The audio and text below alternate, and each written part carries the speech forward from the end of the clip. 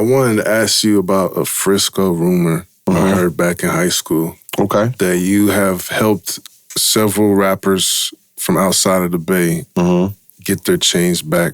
I heard one of those people was Nas. That's true.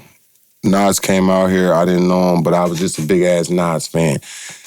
Ice Cube, my favorite. Nas had to be my second favorite rap artist. So when he came, he just made a bad choice, jumped in the crowd.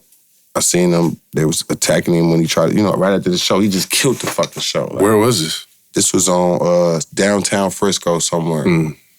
Yeah, probably by, I want to say about 5th, like a few blocks away from City Hall. Okay. Yup. And I didn't hold the chain long or none of that. Like, once it happened, I was able to retrieve it right there, give it back to him right there. It was a bunch of guys attacking him. I'm like, man, get up off. Like, I jump in the crowd.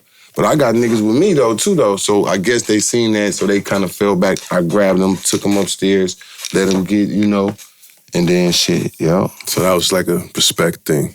Yup.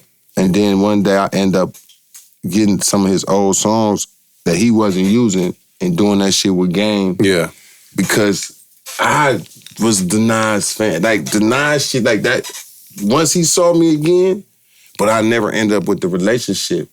But Game ended up like they was the best friends, but I'm the one who put them together, though. And that's not no knock at neither one of them. But I was just saying, from that situation, I didn't really capitalize on it like I could, but I was just doing what I would have wanted a nigga do for me, man. Give me my shit back, man. Yeah, no, that's kind of dope that you did it on the strength like that. Not even budge. Them niggas ran. There's a lot of stories about out-of-town rappers getting their chains snatched in San Francisco. Just to keep it real. Nah, this is a chain snatching city like this shit like New York. You gotta be careful, boy. They got Young Buck out here while he was with me. I had to cash some boys out to get that thing back. Yeah, that was another one that I heard about. Yeah, I'm like, nothing happened to nobody while they with me, so I took full responsibility. I was in high school and some kids came in like, yeah, Young Buck got robbed in Fillmore last night. Nah, I was Hunters Point. It was Hunters Point, okay. But nah, I couldn't let that happen, though. Yep, I couldn't do that. Yeah. Nah, these type of things, bro, I ain't gonna do that for everybody. Right. No, I ain't saying like I'm trying to save the world. No, but if me and you together and me and you walk out here and go around this corner and we get a burrito or some food or something, and a situation happen, I can't run and leave you. Yeah. No. You feel me? And you shouldn't run. No, I got you, bro. Let me throw that in there. So if something happened, we just try to get it resolved and make it up out of there to get back here together. Well, because Young Buck was running around with you at that point. I had him with me, and he was trying to spend money on a new rapper from Frisco, and some of them niggas got jealous. Okay. They got jealous of their own artists. I want to ask about another name, Jay-Z. You had a chance to connect with Jay-Z in the past? My first time connected with Jay-Z, we had a show together. His first show ever in San Francisco. Chuck, that be with Nick Cannon. Him and his guys had something called the Butter Line. Something where you come and it's like a thing where everybody just comes. It's like a party line.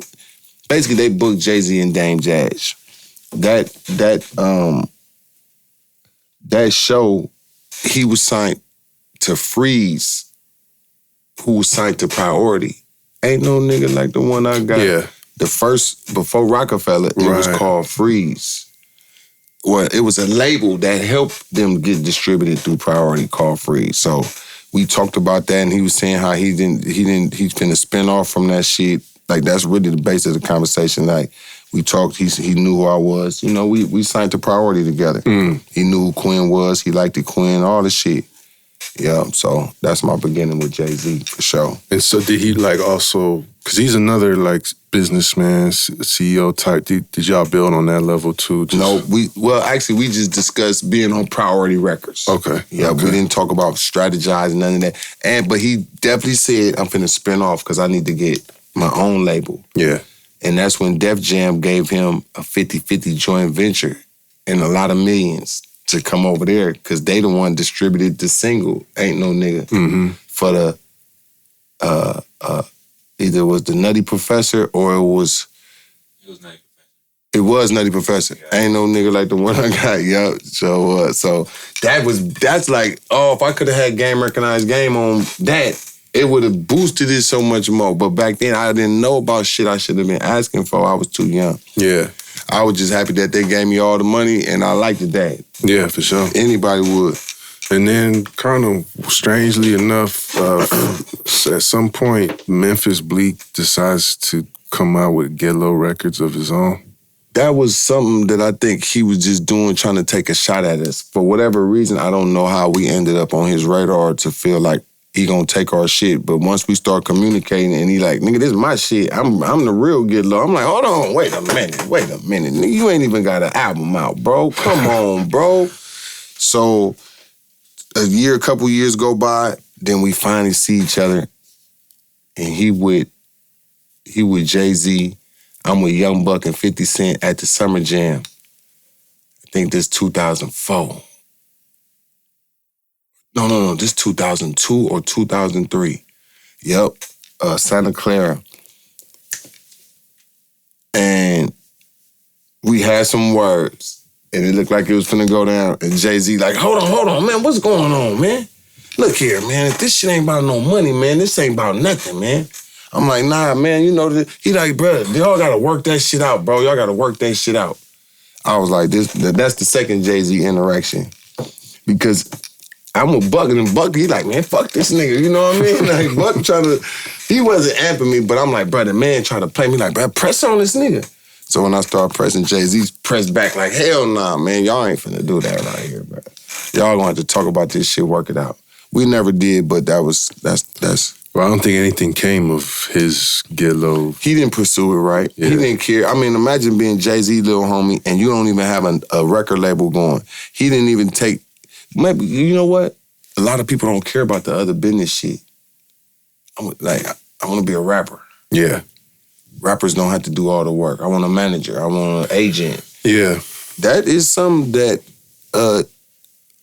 I'm pretty sure he regret now, because he could have found him an artist. Just because you Jay-Z artist, okay, Jay and them ain't pushing your shit right now. Let me find something, start me a label and find me a Jay-Z or a Kanye or something and do it, you know? Well, I think there's two types of artists, bro.